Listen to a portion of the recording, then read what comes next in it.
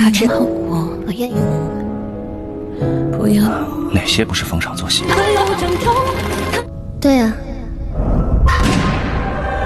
Musim dingin tahun ke-17 di kota Hongzhou, terpilihlah jenderal muda baru menggantikan ayahnya bernama Jenderal Muda Nie Zhen, seorang dari keluarga berpengaruh di kota itu. Terkenal suka berfoya-foya dan kejam, menemui seorang penyusup yang telah terikat bernama Hu Die, adalah seorang pelayan dari keluarga Shen. Hu Die tertangkap karena menyusup untuk mendapatkan surat izin perjalanan bagi tuannya. Ia meminta dilepaskan. Nie Zhen melepaskan Hu Die dengan menyita surat izin perjalanannya. Tetapi tiba-tiba, Hu Die menggunakan pistol Nie Zhen untuk memerasnya agar kembali memberikan surat izin perjalanan. Hu Die berhasil pergi dengan surat izin perjalanan di tangannya.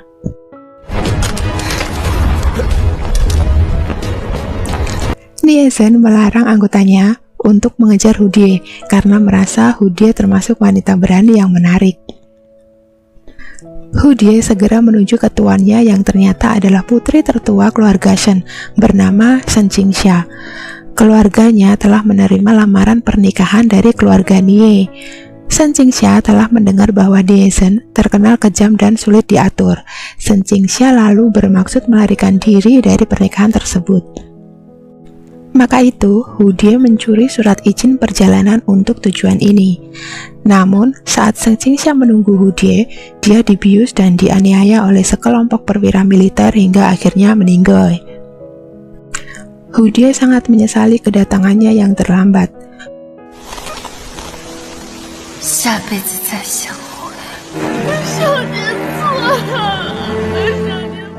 Hu Die segera kembali ke kediaman keluarga Shen dan melapor pada Tuan Shen, ayah dari Shen Qingxia, bahwa Nona Shen melarikan diri tanpa menyebut kejadian lainnya.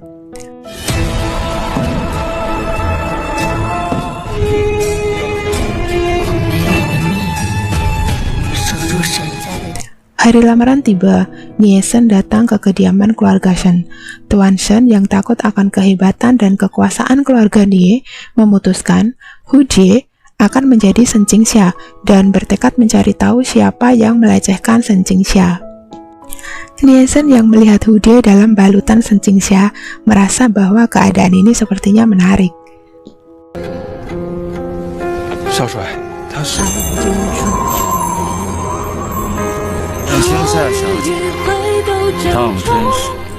Nie Zhen lalu meminta Hu Die untuk tinggal sementara di kediaman keluarga Nie untuk membahas masalah pernikahan. Meski ada penolakan dari keluarga Shen, termasuk dari Shen Duoran, adik dari Shen Qingxia, namun mengingat dominasi kekuatan keluarga Nie saat ini, Tuan Shen terpaksa menyetujuinya. Di dalam mobil, Nie Zhen mengenali Hu Die yang menyamar. Hu Die dengan keras kepala mengaku sebagai Shen Qingxia, tetapi Nie Zhen menunjukkan tindik telinga baru di telinga Hu Die yang masih memiliki bekas luka. Dan sepatu sempit yang dipakainya menunjukkan bahwa Hu Die bukanlah pewaris keluarga Shen yang asli. Nie Zhen dengan lugas memberitahu Hu Die bahwa dia tahu Hu Die sengaja menyamar untuk menyelesaikan masalah intern pewaris keluarga Shen. Maka itu Nie Zhen bersedia mengikuti sandiwara ini. Begitu Nie Zhen memasuki rumah, Nie Zhen menegaskan bahwa dialah yang berkuasa di tempat itu. Dia memperingatkan Hu Die untuk tidak menganggap nyawanya terlalu penting, karena bagi Nie Zhen, ballpoint kesayangannya lebih berharga daripada nyawa Hu Die. Hu Die harus patuh pada perintah Nie Zhen, termasuk dalam hal pemilihan gaun pengantin. Hu Die mengganti beberapa pakaian berturut-turut, tapi Nie Zhen tidak puas dengan semuanya. Perintah Nie Zhen membuat Hu Die merasa kesal. Nie Zhen memuji baju yang dipakai Hu Die cocok untuknya, tapi Hu Die tidak menyukainya. Segera Nie Zhen memanggil penjaga toko dan menembaknya hingga meninggoy. Melihat noda di cermin, Hu Die ketakutan. Nie Zhen kembali menegaskan, mereka mungkin sama-sama pintar, namun dirinya lebih berani untuk menghabisi nyawa orang dibandingkan dengan Hu Die. Hu Die harus menjaga sikapnya.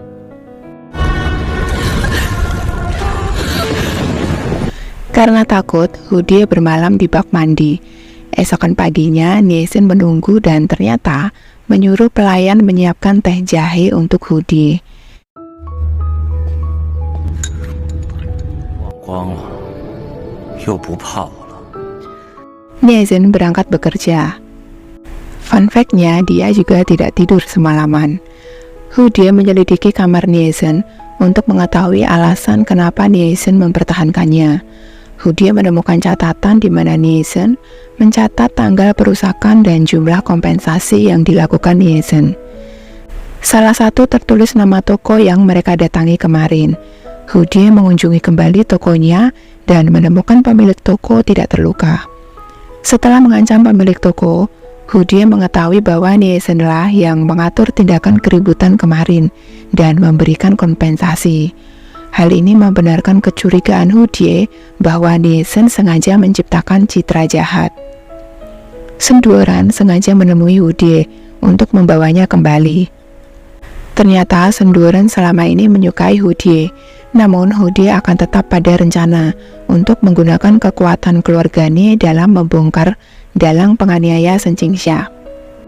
Kembali ke kediaman Nielsen, Hudie dengan tenang menjelaskan bahwa Nielsen sengaja memperburuk citranya agar dia tidak dinobatkan sebagai jenderal besar. Karena Nielsen sebenarnya benci peperangan sebab ibunya telah meninggal di medan perang. Untuk itu Nielsen berniat menggunakan Hudie sebagai Shen Qingxia palsu dan membongkar identitasnya agar keluarga Nie mendapat malu di upacara pernikahan. Dengan begitu penobatan Nielsen akan dibatalkan. Nielsen tidak menyangka dengan ketepatan asumsi Hudie. Mereka bertransaksi. Nielsen akan mempergunakan Hudie, sedangkan Hudie meminta kompensasi untuk keluarga Shen dan meminta Nielsen menyelidiki dan menemukan seseorang untuknya. Nielsen dan Hudie bersepakat dan menunjukkan kedekatan di depan media sebagai pertanda bahwa pernikahan akan segera dilakukan.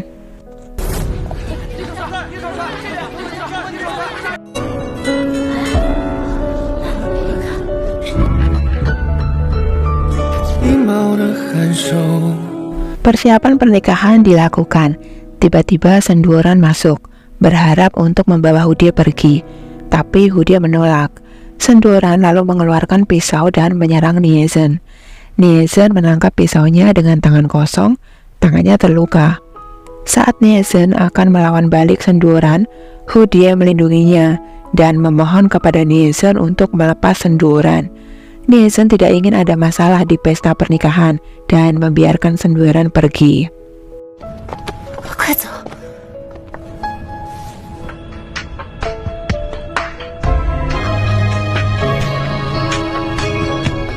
Pernikahan dimulai. Tak disangka Nielsen yang direncanakan akan membongkar identitas asli Hudie dan membuat kekacauan, justru malah menyatakan perasaan dan bermulut manis pada Hudie. Hudie terbingung. Alhasil mereka mengikuti jalannya proses pengucapan janji pernikahan. Nielsen mendekat pada Hudie, mengatakan padanya bahwa ini semua hanyalah sebuah sandiwara.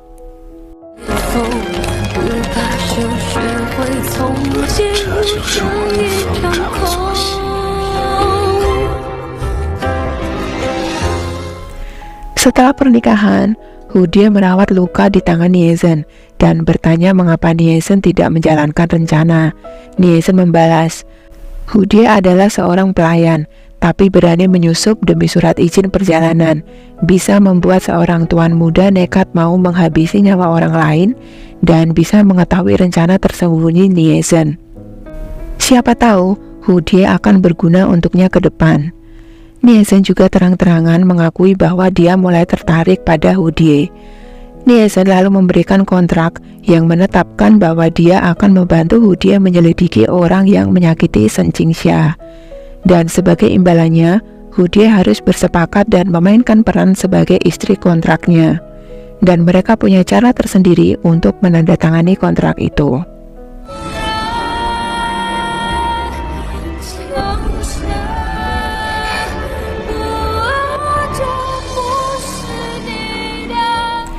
Tanpa disengaja, Hudie melihat lencana Nielsen yang persis sama dengan lencana penganiaya yang dipegang Shen Qingxia.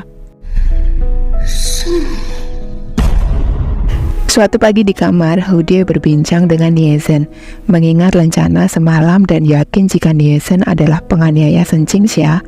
Hudie refleks membentuk pistol dengan jarinya dan mengarahkan ke dahi Nielsen. Nielsen kesal, lalu menggigit tangan Hudie sebagai peringatan. Digigit gak tuh?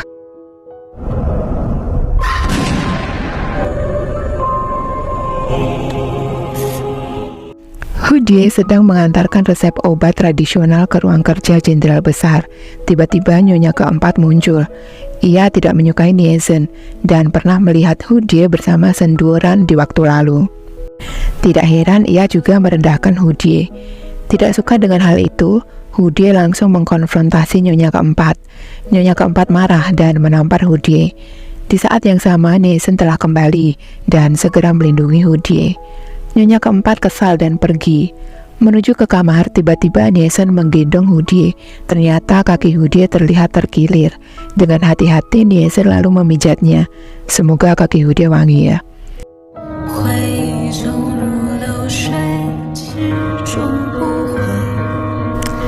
Malamnya, Hudie kembali berniat menembus kepala Nielsen. Kali ini ia berharap menggunakan peluru asli. Pagi-pagi sekali, Hudie sengaja keluar kediaman tanpa pengawal. Hudie mendatangi kediaman keluarga Shen dan mengungkapkan musibah memalukan yang dialami Shen Qingxia.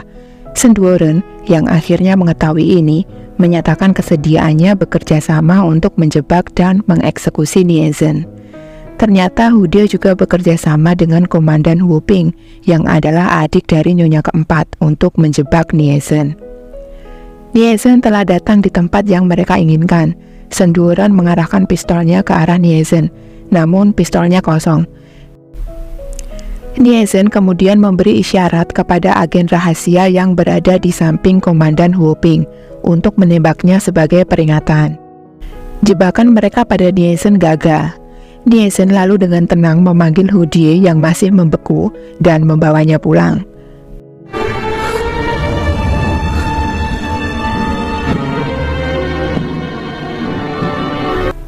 Kembali di kediaman, dengan marah Hudie mengungkap pembunuhan Shen Qingxia berdasar rencana dan beberapa bukti.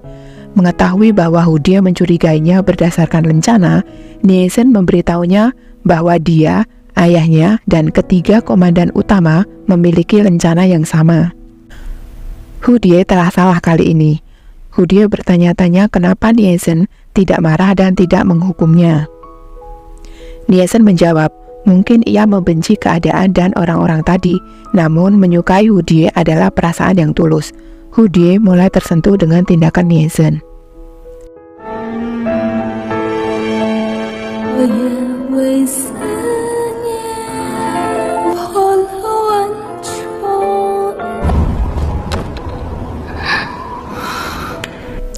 Shen Duoran berpamitan dengan Hudie untuk melakukan bisnis ke daerah selatan. Nielsen menunggui di samping, terus melihat arlojinya. Dirasa sudah cukup, Nielsen meminta untuk menghentikan perbincangan. Ia juga mencegah Shen Duoran saat ingin melakukan pelukan perpisahan dengan Hudie. Shen Duoran akhirnya pergi. Sebelum memasuki mobil, Nielsen yang cemburu mengambil kue pemberian Shen Duoran dari tangan Hudie dan memakannya, dengan modus untuk menguji apakah ada bius di dalamnya. Tindakan Nielsen dinilai lucu oleh Hudie. Hudie mengulurkan tangan dan membersihkan remah-remah dari wajah Nielsen.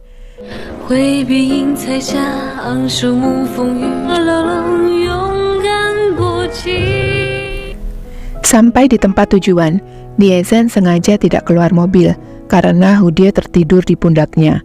Namun akhirnya Hudie terbangun. Nielsen membawa kue kesukaannya dan berbagi dengan Hudie. Hudie mencicipinya. Mohon maaf, kenapa nyobanya begitu amat ya?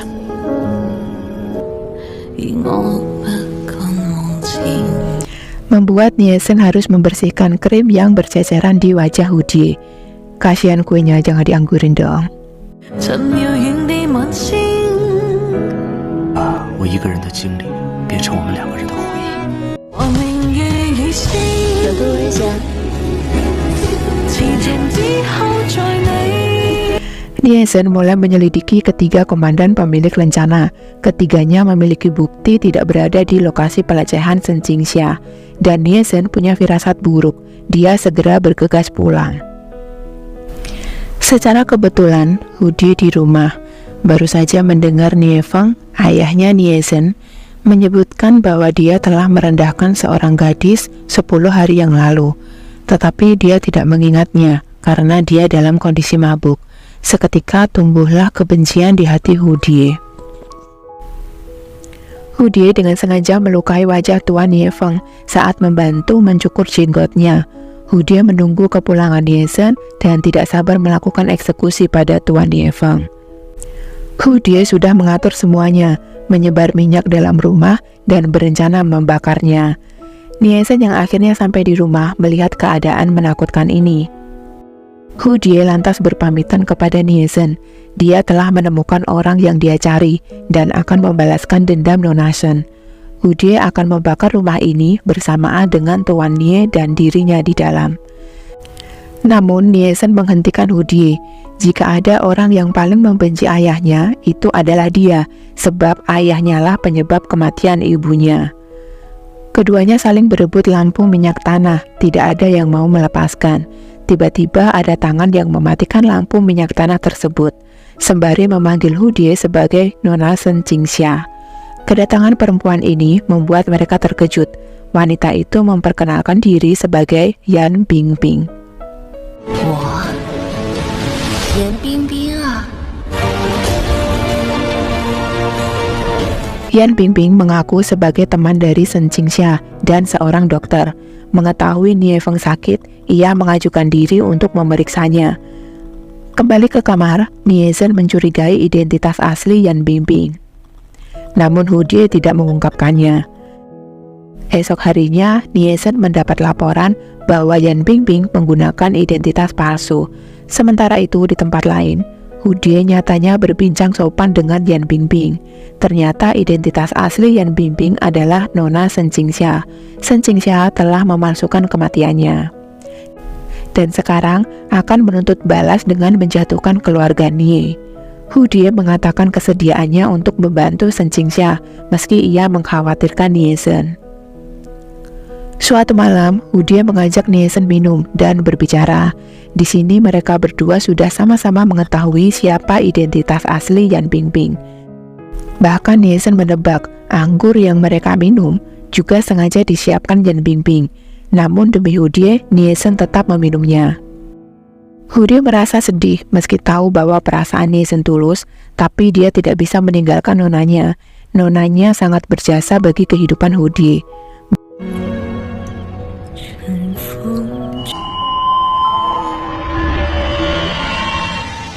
Bukannya Nielsen yang pingsan, justru Hu Die yang tiba-tiba lemas. Tubuhnya merasa panas dan sepertinya butuh masuk ke lemari es untuk mendinginkannya.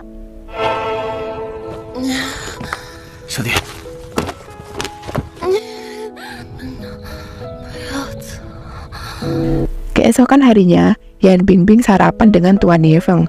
Emang dasar kayaknya ini paman memang genit, dan kebetulan nyonya keempat tidak ada di rumah. Muncullah Hu Die yang mengetahui bahwa Shen Qingxia telah menipunya dengan memasukkan obat ke anggur itu dan memanfaatkannya. Hu Die mulai menyadari bahwa nonanya telah menjadi orang asing baginya. 直截了当的男欢女爱，我胜。 Shen Qingxia yang telah bertekad menghancurkan keluarga Nie telah memulai kejahatannya. Diam-diam ia meracuni Hu Die dengan obat linglung dan memanfaatkannya untuk melemahkan Nielsen. Nielsen yang mengetahui kondisi Hu Die langsung menemui Shen Qingxia untuk meminta obat penawar. Namun obat penawar itu sangat langka. Hanya ada satu orang di kota itu yang memilikinya. Shen Qingxia lalu memberikan alamat orang itu dan memastikan akan menjaga kediaman keluarga Nie.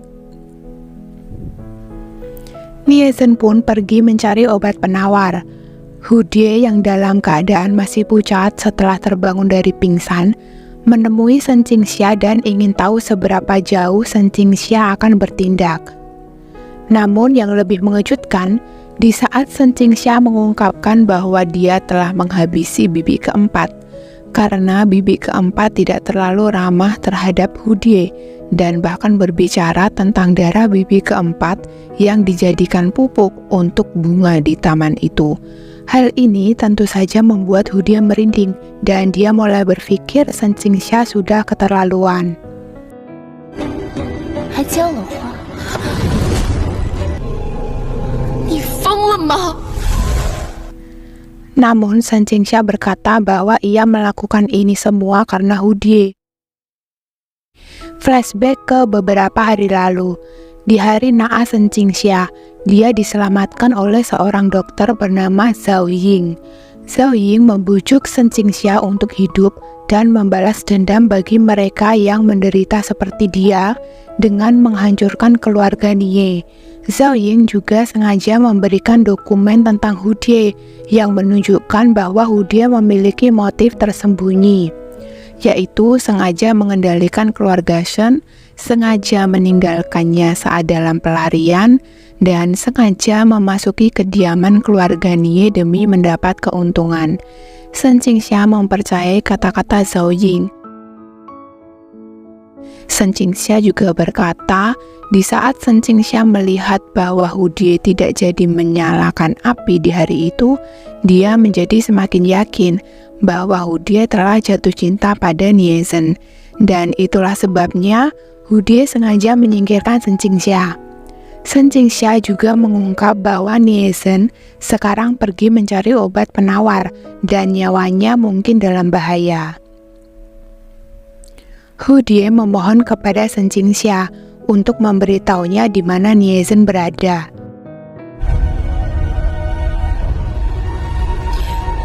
Di tempat lain, Nie Zhen telah menemukan orang yang dimaksud oleh Shen Qingxia, dan orang itu adalah Zhao Ying.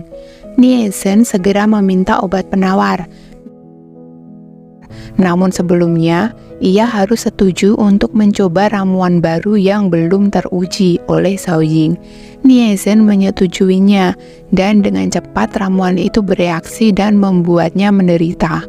Di saat yang sama, Hu Die yang masih sakit bergegas untuk menemukan Nie Zhen. Zhao Ying juga membuat taruhan jika sebuah pistol ditembakkan pada Nie Zhen dan ia selamat, maka obat penawar akan diberikan. Dengan tidak mudah, Nie Zhen akhirnya mendapatkan obat penawar itu dan menemukan Hu Die di luar. Namun, tak lama, Nie Zhen pingsan karena efek ramuan percobaan. Tak disangka, Shen Qingxia juga terus memberi obat pada Nie Feng, menyebabkan dia kehilangan mobilitas dan gemetar terus-menerus. Hu Die kembali menemui Shen Qingxia, bertanya padanya bagaimana untuk menghentikan ini semua. Shen Qingxia meminta Hu Die mengembalikan semuanya padanya termasuk Nie Zhen. Hu Die hanya ingin Nie Zhen tetap hidup, jadi dia menyetujui persyaratan Shen Qingxia.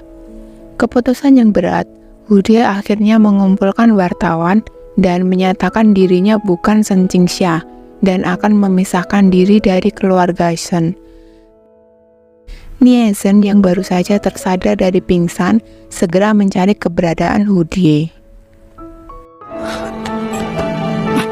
少帅，少爹，少帅。 Sejak saat itu, kediaman Nie berada di bawah kendali Shen Qingxia. Ia pun juga menempatkan diri sebagai nyonya kelima dengan paksaan.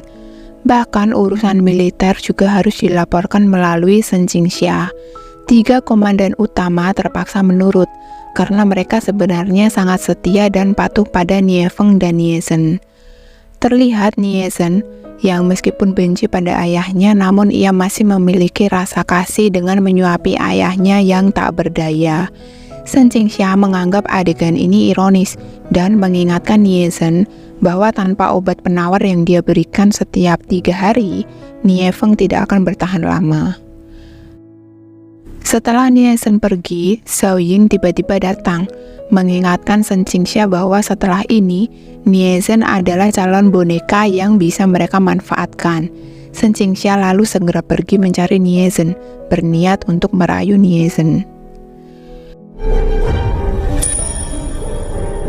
陪陪，好看吗？ Meski Shen Qingxia telah berusaha, namun ia tidak berhasil mendapatkan perhatian dari Nielsen. Shen Qingxia merasa sedikit marah. Di sisi lain, Shen Duoran kembali ke Hongzhou dan bertemu Hu Die. Ternyata selama ini Shen Duoran menyelidiki dan telah menemukan orang tua Hu Die, yaitu keluarga Hu, merupakan keluarga kaya di kota Jiangzhou. Awalnya karena ancaman ke keluarga Hu Die yang berumur 2 tahun diperintahkan untuk dibawa ke kenalan keluarga di Hongzhou. Namun karena kota Hongzhou sedang kacau, pelayan yang membawa Hu Die terluka parah dan mempercayakan Hu Die kepada keluarga Shen di dekatnya. Untuk menghindari masalah, pelayan tersebut tidak pernah mengungkapkan identitas asli Hu Die dan dia tumbuh sebagai pembantu di rumah tangga Shen. Keluarga Hu meyakini kebenaran karena bukti tanda lahir yang dimiliki Hu Die. Shen Duoran menyarankan Hu Die untuk kembali ke keluarga Hu dan mencari keamanan. Namun Hu Die bersikeras untuk membawa Nielsen bersamanya, meskipun itu berarti mempertaruhkan nyawanya. Nielsen mengetahui bahwa Shen Qingxia telah memindahkan dokumen selama sebulan terakhir. Dia mendengar percakapan Shen Qingxia dan Zhao Ying, dan mengetahui bahwa mereka mencoba mencari alamat untuk menyelamatkan seseorang. Nielsen lalu dengan sengaja bermulut manis pada Shen Qingxia dan berhasil membongkar bahwa Zhao Ying adalah anggota dari Komite Persahabatan, yang dimana beberapa temannya telah ditangkap oleh Nie Feng. Zhao Ying berencana untuk melepaskan mereka.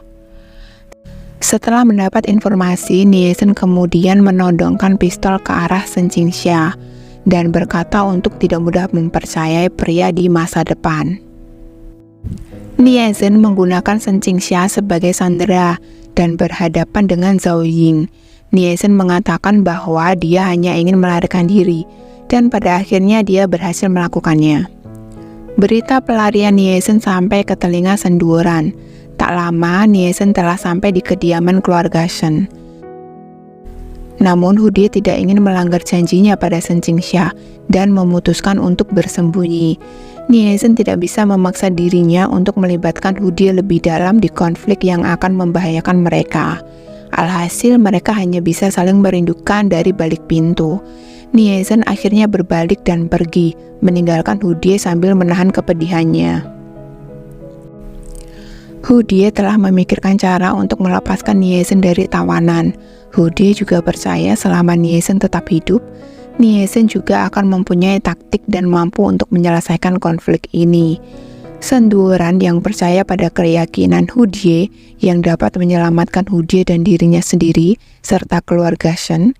Jadi Shen Duoran mengamankan ayahnya keluar kota dan memberikan kendali rumah tangga, mempercayakan segel keluarga Shen kepada Hu Die, dan mengizinkannya mengakses semua aset keluarga Shen. Shen Duoran dan Nielsen bertemu, membahas betapa besarnya kekuasaan di belakang kakaknya sekarang. Shen Duoran juga memberi alamat keluarga Hu kepada Nielsen, karena ini adalah rencana Hu Die. Hu Die menjual aset keluarga Shen untuk menyamarkan pelarian Nielsen ke Jiangzhou. Karena Nielsen telah melarikan diri, maka Shen Qingxia pasti akan mencarinya atau mencari tawanan baru, dan itu mengacu pada Hu Die. Dengan begini nyawa Hu Die akan bahaya. Namun Shen Duoran dengan matang memikirkan bahwa dirinya juga akan memasuki kediaman Nie untuk menyelamatkan Hu Die. Shen Qingxia yang belum juga menemukan Nielsen memutuskan kembali ke kediaman keluarga Shen untuk mencari Nielsen, namun ia justru menemukan Shen Duoran.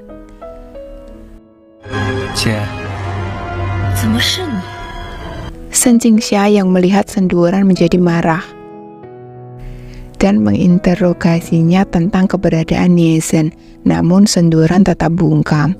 Sementara itu, Hu Die dan Nielsen melewati gang remang dan akhirnya bertemu di tempat kenangan mereka. Mereka melepas rindu. Nielsen bermaksud meninggalkan Hongzhou bersama Hu Die untuk menyelidiki semuanya secara menyeluruh. dan kemudian mencari kesempatan yang tepat untuk menyelamatkan Senduran. Namun Hu Die mempunyai rencana lain, bahwa dia ingin melepaskan Shen Qingxia dari orang-orang yang memanfaatkannya. Maka itu Hu Die harus tinggal menjadi sandera. Nie Zhen tidak ingin Hu Die mengambil resiko, tapi Nie Zhen tidak bisa menghentikan rencana Hu Die. Nie Zhen, Hu Die lalu menemui Shen Qingxia, menyatakan bahwa ia akan menjadi sandera, sementara Nie Zhen akan tetap pergi dan akan kembali menyelamatkan warga Hongzhou. Namun tiba-tiba Nie Zhen muncul. Hu Die kaget karena ini tidak dalam rencananya. Nie Zhen meminta Shen Qingxia untuk melepaskan Hu Die dan orang-orangnya, sementara dia akan tinggal dan memberikan dokumen-dokumen penting mengenai komite persahabatan yang dicari Zhao Ying. Shen Qingxia setuju. Jangan bingung dengan persanderaan ini ya, karena dramanya juga begitu. Sanderanya gonta-ganti. Nie Zhen memberi Hu Die pena berharga yang ditinggalkan ibunya, mengisyaratkan bahwa pena itu dan Hu Die sekarang sama-sama berharga. Sekarang Hu Die harus segera pergi. Tak kuat dengan perpisahan ini, Hu Die melepaskan diri dari prajurit dan mendekati Nie Zhen dengan erat.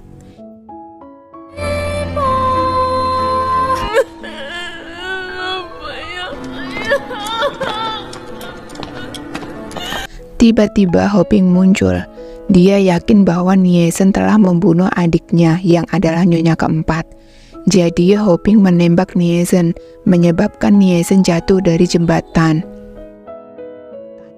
Shen Qingxia marah dengan tindakan Ho Ping.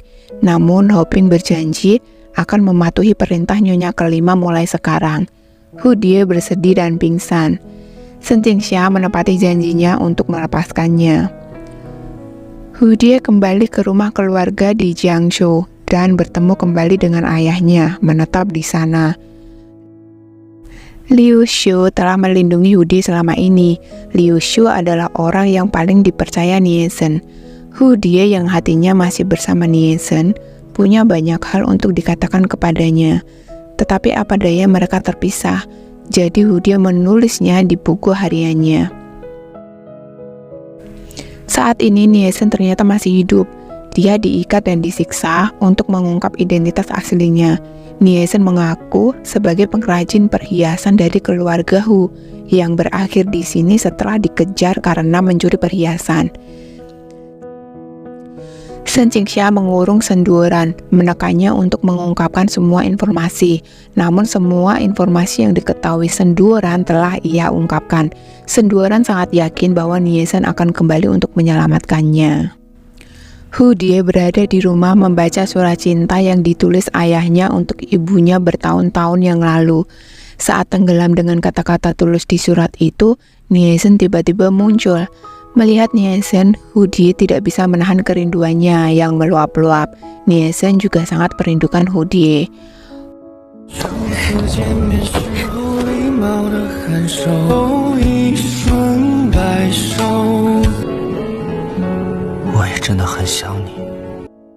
Ho Ping tiba-tiba muncul.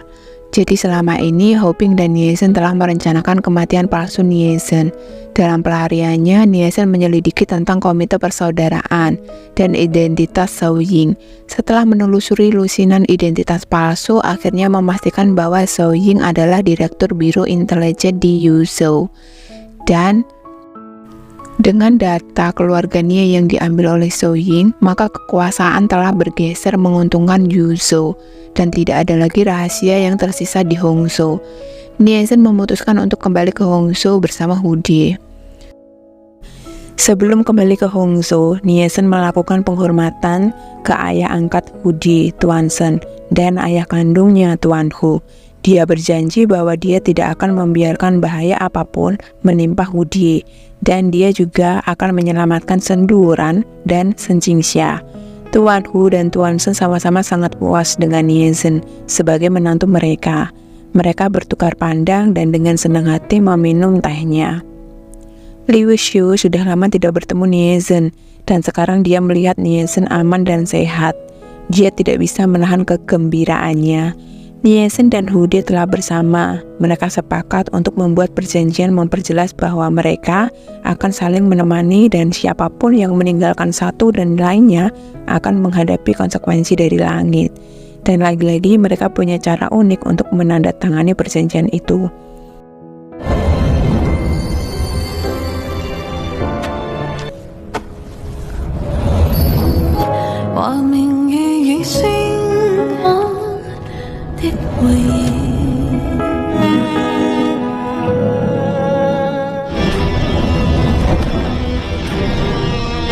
爹，老爷，等我们回来。 Di kediaman Nie, Shen Qingxia sedang memberikan obat kepada Nie Feng. Xiao Ying menuntut agar dia menyingkirkan 3 komandan utama untuk mendapatkan akses ke dokumen rahasia. Shen Qingxia tidak ingin terjadi kerusuhan di antara masyarakat Hongsu, tetapi tidak punya pilihan selain menuruti permintaan Xiao Ying. Nie Zhen akhirnya kembali ke kediaman Nie dan menemukan senduran. Nie Zhen segera melepaskan ikatan senduran dan membawanya pergi. Liu Xiu muncul di kediaman Nie, menodongkan pistol ke Shen Qingxia dan meminta dia pergi menemui Hu Die. Hu Die menyerahkan dokumen berisi informasi identitas asli Xiao Ying dan mengetahui bahwa Xiao Ying adalah Direktur Biro Intelijen Yuzhou yang datang ke Hongsu untuk mencuri informasi penting. Namun Shen Qingxia menyatakan itu tidak penting baginya. Namun Hu Die menegaskan bahwa Shen Qingxia lah yang sangat penting baginya. Shen Qingxia merasa emosional dan memberitahu Hu Die untuk tidak mengharapkan dia kembali ke dirinya yang dulu karena itu mustahil. Namun Hu Die menyanggah. Dia pikir awalnya bertemu Shen Qingxia dan kembalinya Nie Zhen tampaknya juga tidak mungkin. Tapi sekarang mereka justru bertemu lagi dan semua ini nyata. Jadi Hu Die percaya bahwa Shen Qingxia yang lama juga akan kembali. Saat Shen Qingxia mengingat kembali hubungan baik mereka saat tumbuh dewasa, air mata mengalir di wajahnya dan akhirnya Shen Qingxia membalas pelukan Hu Die.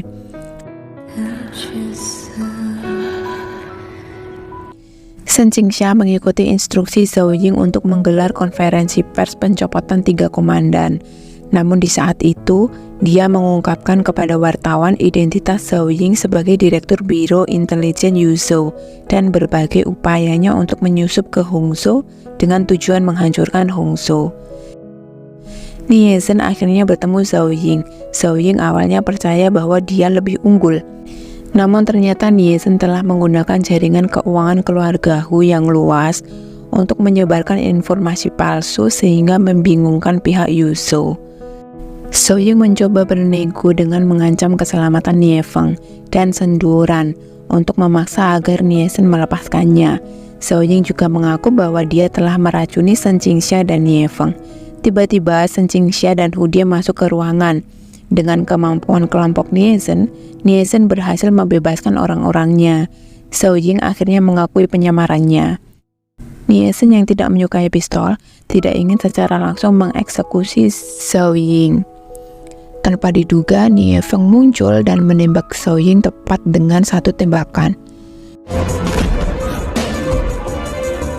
Nie Feng muncul karena Shen Qingxia telah menyuntiknya dengan adrenalin, memungkinkan dia untuk berdiri dan bergerak. Nie Feng meminta maaf kepada Nie Zhen, mengakui bahwa dia telah membuat Nie Zhen dan ibunya menderita. Nie Feng juga meminta maaf kepada masyarakat Hongsu dan akhirnya berdamai dengan Nie Zhen sebelum kematiannya. Nie Zhen akhirnya mengambil alih posisi jenderal besar menggantikan ayahnya dan berdampingan dengan Hu Die dan bekerja bersama komandan utama yang setia untuk melindungi Hongsu. Drama pun selesai.